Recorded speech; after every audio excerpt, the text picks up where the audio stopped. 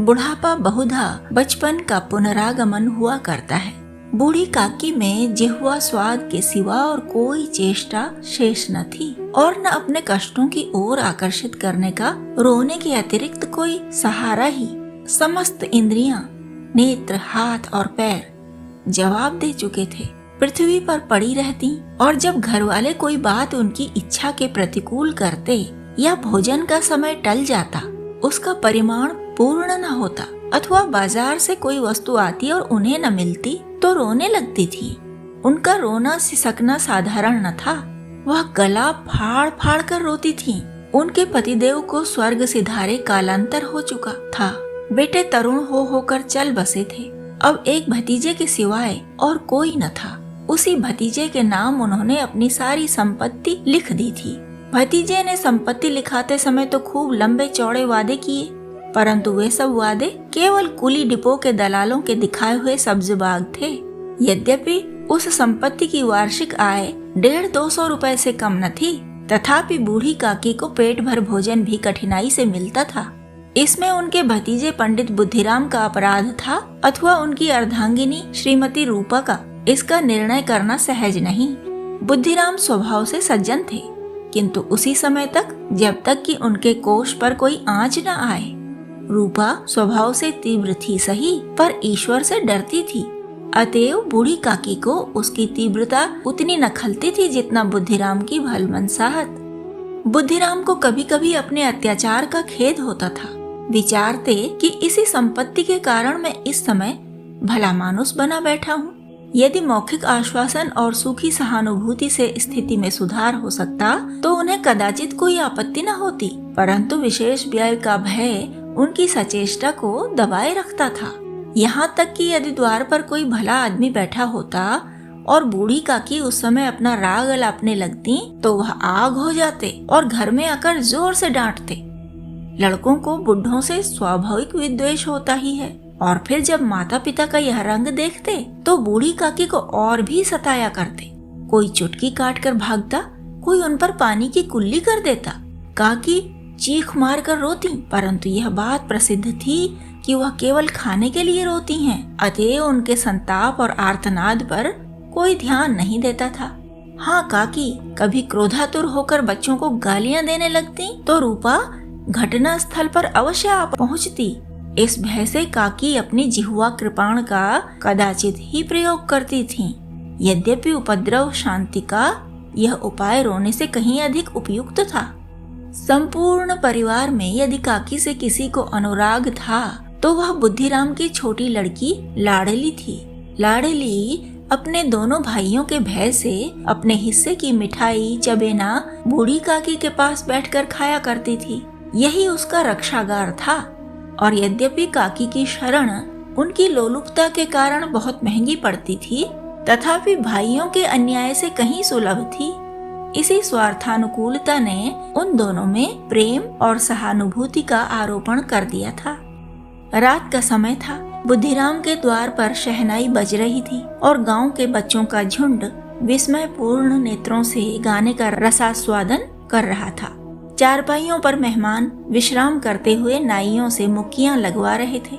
समीप ही खड़ा हुआ भाट बिरदावली सुना रहा था और कुछ भावज्ञ मेहमानों के वाह वाह पर ऐसा खुश हो रहा था मानो इस वाह वाह का यथार्थ में वही अधिकारी है।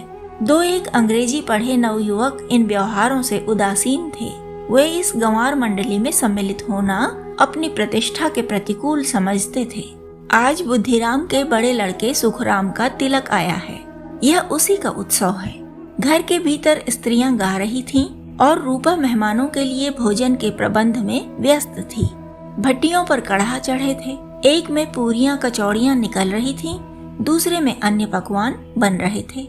एक बड़े हंडे में मसालेदार तरकारी पक रही थी। घी और मसाले की क्षुधावर्धक सुगंधी चारों ओर फैली हुई थी। बूढ़ी काकी अपनी कोठरी में शोकमय विचार की भांति बैठी हुई थी। वह स्वाद मिश्रित सुगंधी उन्हें बेचैन कर रही थी। वे मन ही मन विचार कर रही थीं, संभवतः मुझे पूड़ियां न मिलेंगी। इतनी देर हो गई, कोई भोजन लेकर नहीं आया। मालूम होता है सब लोग भोजन कर चुके। मेरे लिए कुछ न बचा। यह सोचकर उन्हें रोना आया, परंतु अपशकुन के भय से वे रो न सकी। आहा, कैसी सुगंधी है, अब मुझे कौन पूछता है। जब रोटियों के ही लाले पड़े हैं तब ऐसे भाग्य कहाँ कि भरपेट पूड़ियाँ मिले। यह विचार कर उन्हें रोना आया। कलेजे में एक हुक सी उठने लगी, परंतु रूपा के भय से उन्होंने फिर मौन धारण कर लिया। बूढ़ी काकी देर तक इन्हीं दुखदायक विचारों में डूबी रही। घी और मसालों की सुगंधी रह रह कर मन को आपे से बाहर किए देती थी। मुंह में पानी भर भर आता था। पूड़ियों का स्वाद स्मरण कर हृदय में गुदगुदी होने लगती थी। किसे पुकारूं? आज लाडली बेटी भी नहीं आई। दोनों छोकरे सदा दिक्क किया करते हैं, आज उनका भी कहीं पता नहीं। कुछ मालूम तो होता कि क्या बन रहा है। बूढ़ी काकी की कल्पना में पूड़ियों की तस्वीर नाचने लगी। खूब लाल लाल, फूली फूली, नरम नरम होंगी। रूपा ने भली भांति मोयन दिया होगा। कचौरियों में अजवाइन और इलायची की महक आ रही होगी। एक पूरी मिलती तो जरा हाथ में लेकर देखती। क्यों न चलकर कड़ाह के सामने ही बैठूं। पूड़ियाँ छन छन कर तैरती होंगी। कड़ाह से गरम गरम निकलकर थाल में रखी जाती होंगी। फूल हम घर में भी सूंघ सकते हैं, परंतु वाटिका में कुछ और ही बात होती है। इस प्रकार निर्णय करके बूढ़ी काकी उकड़ू बैठकर हाथों के बल सरकती हुई बड़ी कठिनाई से चौखट उतरी और धीरे धीरे रेंगती हुई कड़ाह के पास जा बैठी। यहाँ आने पर उन्हें उतना ही धैर्य हुआ जितना भूखे कुत्ते को खाने वाले के सम्मुख बैठने पर होता है। रूपा उस समय कार्यभार से उद्विग्न हो रही थी। कभी इस कोठे में जाती, कभी उस कोठे में, कभी कड़ाह के पास आती, कभी भंडार में जाती। किसी ने बाहर से आकर कहा, महाराज ठंडई मांग रहे हैं। ठंडई देने लगी। इतने में फिर किसी ने आकर कहा, भाट आया है, उसे कुछ दे दो। भाट के लिए सीधा निकाल रही थी कि एक तीसरे आदमी ने आकर पूछा, अभी भोजन तैयार होने में कितना विलंब है, जरा ढोल मजीरा उतार दो। बेचारी अकेली स्त्री दौड़ते दौड़ते व्याकुल हो रही थी, झुंझलाती थी, कुड़ती थी, परंतु रोष प्रकट करने का अवसर न पाती थी। भय होता कहीं पड़ोसिने यह न कहने लगे कि इतने में ही उबल पड़ी। प्यास से उसका कंठ सूख रहा था, गर्मी के मारे फूंकी जाती थी, परंतु इतना अवकाश भी नहीं था कि जरा पानी पी ले अथवा पंखा लेकर झले। यह भी खटका था कि जरा आंख हटी और चीजों की लूट मची। इस अवस्था में बूढ़ी काकी को कड़ाह के पास बैठा देखा तो जल गई। क्रोध न रुक सका। इसका भी ध्यान न रहा कि पड़ोसिने बैठी हुई हैं। मन में क्या कहेंगी, पुरुषों में लोग सुनेंगे तो क्या कहेंगे। जिस प्रकार मेंढक केंचुए पर झपटता है, उसी प्रकार वह बूढ़ी काकी पर झपटी और उन्हें दोनों हाथों से झिझोड़ कर बोली, ऐसे पेट में आग लगे, पेट है या भाड़, कोठरी में बैठते क्या दम घुटता था। अभी मेहमानों ने नहीं खाया, भगवान को भोग नहीं लगा, तब तक धैर्य न हो सका, आकर छाती पर सवार हो गई। जल जाए ऐसी जीव, दिन भर खाती न होती तो न जाने किसकी हांडी में मुंह डालती। गांव देखेगा तो कहेगा बुढ़िया भरपेट खाने को नहीं पाती, तब तो इस तरह मुंह बाए फिरती है। डाइन मरे नमाचा छोड़े, नाम बेचने पर लगी है, नाक कटवा कर दम लेगी, इतना ठूंसती है, न जाने कहाँ भस्म हो जाता है। लो, भला चाहती हो तो जाकर कोठरी में बैठो, जब घर के लोग खाने लगेंगे तब तुम्हें भी मिलेगा। तुम कोई देवी नहीं हो कि चाहे किसी के मुंह में पानी न जाए, परंतु तुम्हारी पूजा पहले हो जाए। बूढ़ी काकी ने सिर न उठाया, न रोई न बोली, चुपचाप रेंगती हुई अपनी कोठरी में चली गईं। आघात ऐसा कठोर था कि हृदय और मस्तिष्क की संपूर्ण शक्तियां, संपूर्ण विचार और संपूर्ण भार उसी ओर आकर्षित हो गए थे। नदी में जब कगार का कोई बृहद खंड कटकर गिरता है तो आसपास का जल समूह चारों ओर से उसी स्थान को पूरा करने के लिए दौड़ता है। भोजन तैयार हो गया, आंगन में पत्तल पड़ गए, मेहमान खाने लगे। स्त्रियों ने जेवनार गीत गाना आरंभ कर दिया।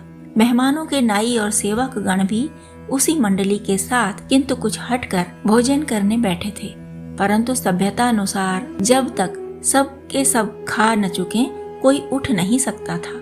दो एक मेहमान जो कुछ पढ़े लिखे थे, सेवकों के दीर्घाहार पर झुंझला रहे थे।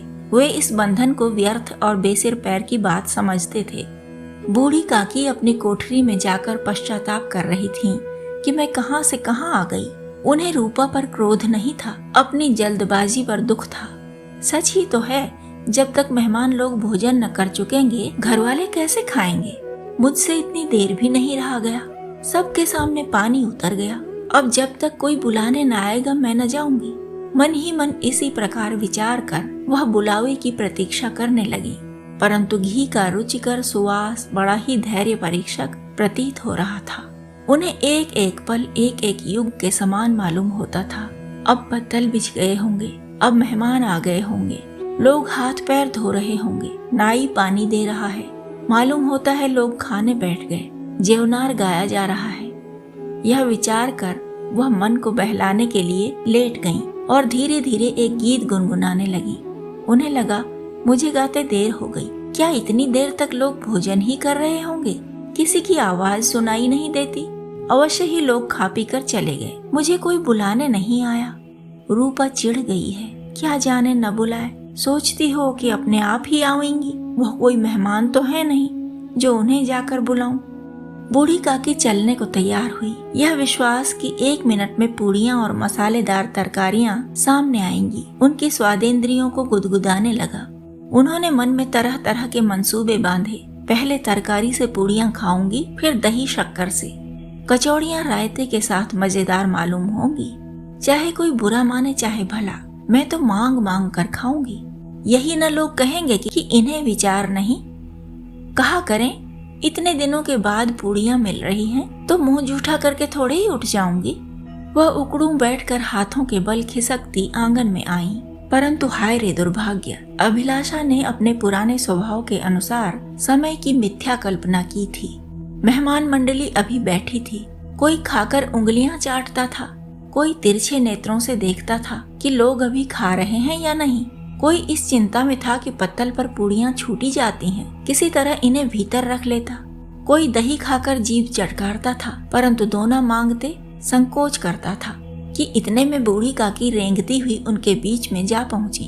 कई आदमी चौंक कर उठ खड़े हुए, पुकारने लगे, अरे यह कौन बुढ़िया है?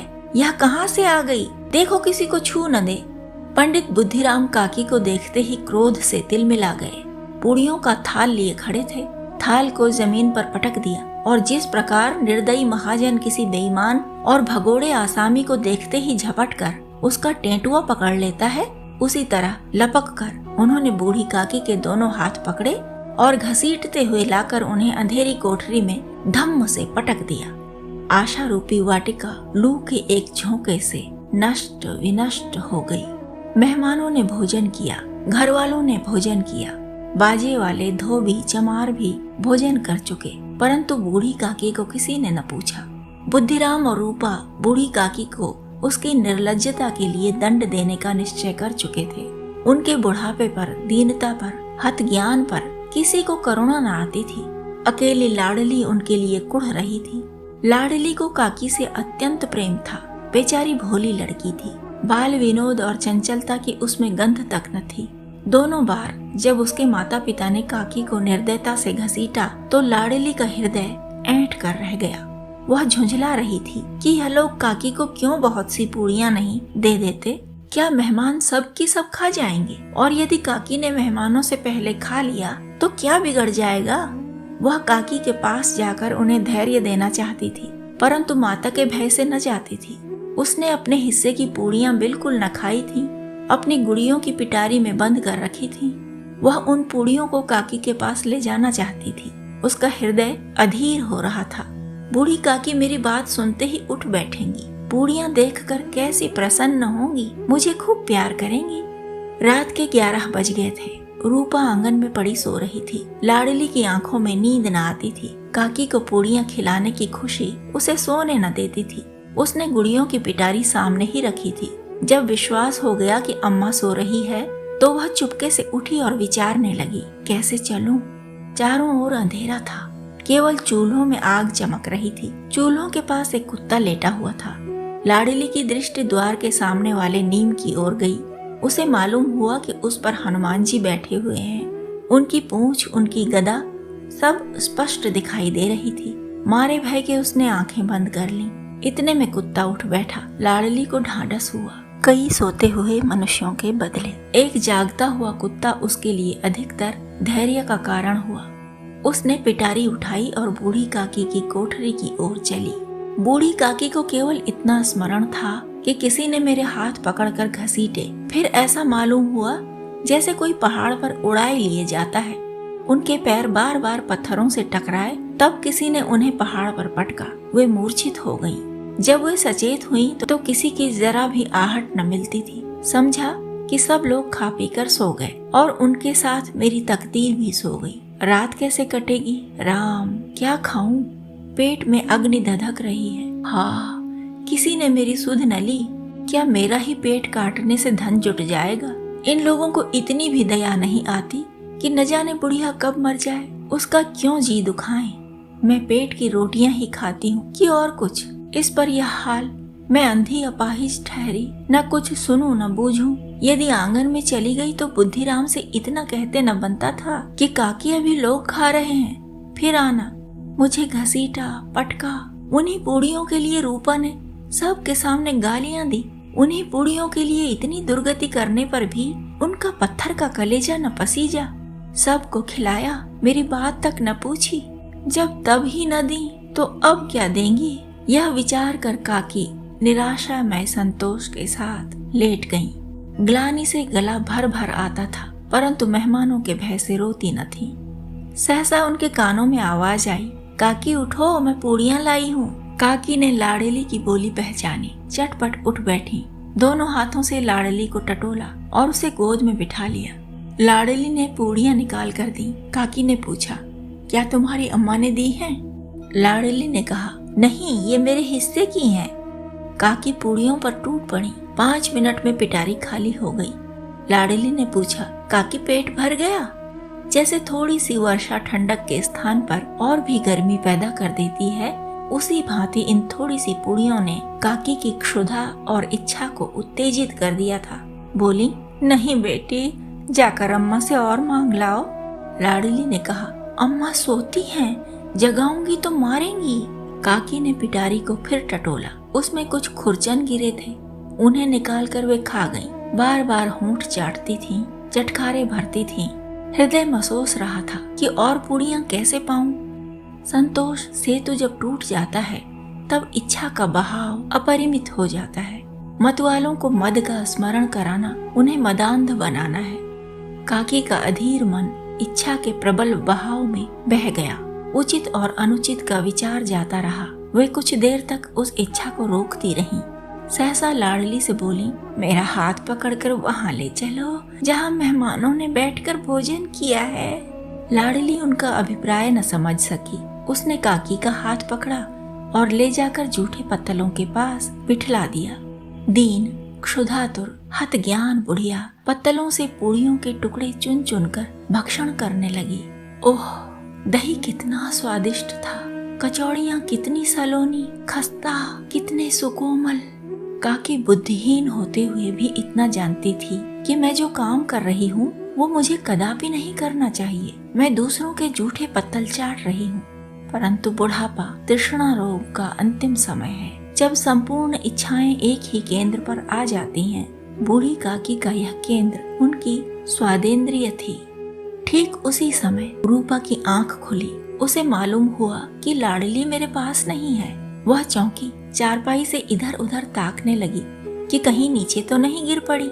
उसे वहां न पाकर वह उठ बैठी तो क्या देखती है कि लाड़ली जूठे पत्तलों के पास चुपचाप खड़ी है और बूढ़ी काकी पत्तलों पर पूड़ियों के टुकड़े उठा उठाकर खा रही है। रूपा का हृदय सन्न हो गया। किसी गाय की गर्दन पर छुरी चलते देखकर जो अवस्था उसकी होती वही उस समय हुई। एक ब्राह्मणी दूसरों का जूठा पत्तल टटोले, इससे अधिक शोकमय दृश्य असंभव था। पूड़ियों के ग्रासों के लिए उसकी चचेरी सास ऐसा पतित और निकृष्ट कर्म कर रही है। यह वह दृश्य था जिसे देखकर देखने वालों के हृदय कांप उठते हैं। ऐसा प्रतीत होता मानो जमीन रुक गई, आसमान चक्कर खा रहा है, संसार पर कोई नई विपत्ति आने वाली है। रूपा को क्रोध न आया। शोक के सम्मुख क्रोध कहाँ, करुणा और भय से उसकी आंखें भर आईं। इस अधर्म के पाप का भागी कौन है? उसने सच्चे हृदय से गगन मंडल की ओर हाथ उठाकर कहा, परमात्मा, मेरे बच्चों पर दया करो। इस अधर्म का दंड मुझे मत दो, नहीं तो हमारा सत्यानाश हो जाएगा। रूपा को अपनी स्वार्थपरता और अन्याय इस प्रकार प्रत्यक्ष रूप से कभी न दिखाई पड़ा था। वह सोचने लगी, हाय कितनी निर्दय हूँ मैं, जिसकी संपत्ति से मुझे 200 रुपया वार्षिक आय हो रही है, उसकी यह दुर्गति और मेरे कारण। हे दयामय भगवान, मुझसे भारी चूक हुई, मुझे क्षमा करो। आज मेरे बेटे का तिलक था, सैकड़ों मनुष्यों ने भोजन पाया, मैं उनके इशारों की दासी बनी रही, अपने नाम के लिए सैकड़ों रुपए व्यय कर दिए, परंतु जिनकी बदौलत हजारों रुपए खाए, उसे इस उत्सव में भी भरपेट भोजन न दे सकी। केवल इस कारण तो वह वृद्धा है, असहाय है। रूपा ने दिया जलाया, अपने भंडार का द्वार खोला और एक थाली में संपूर्ण सामग्रियां सजाकर लिए हुए बूढ़ी काकी की ओर चली। आधी रात जा चुकी थी, आकाश पर तारों के थाल सजे हुए थे और उन पर बैठे हुए देवगण स्वर्गीय पदार्थ सजा रहे थे, परंतु उनमें किसी को वह परमानंद प्राप्त न हो सकता था जो बूढ़ी काकी को अपने सम्मुख थाल देखकर प्राप्त हुआ था। रूपा ने कंठावरुद्ध स्वर में कहा, काकी उठो, भोजन कर लो, मुझसे आज बड़ी भूल हुई, उसका बुरा न मानना। परमात्मा से प्रार्थना कर दो कि वह मेरा अपराध क्षमा कर दे। भोले भाले बच्चों की भांति जो मिठाइयाँ पाकर मार और तिरस्कार सब भूल जाते हैं, बूढ़ी काकी बैठी हुई खाना खा रही थी। उनके एक एक रोए से सच्ची सदिच्छाएं निकल रही थीं और रूपा बैठी इस स्वर्गीय दृश्य का आनंद लूटने में निमग्न थी।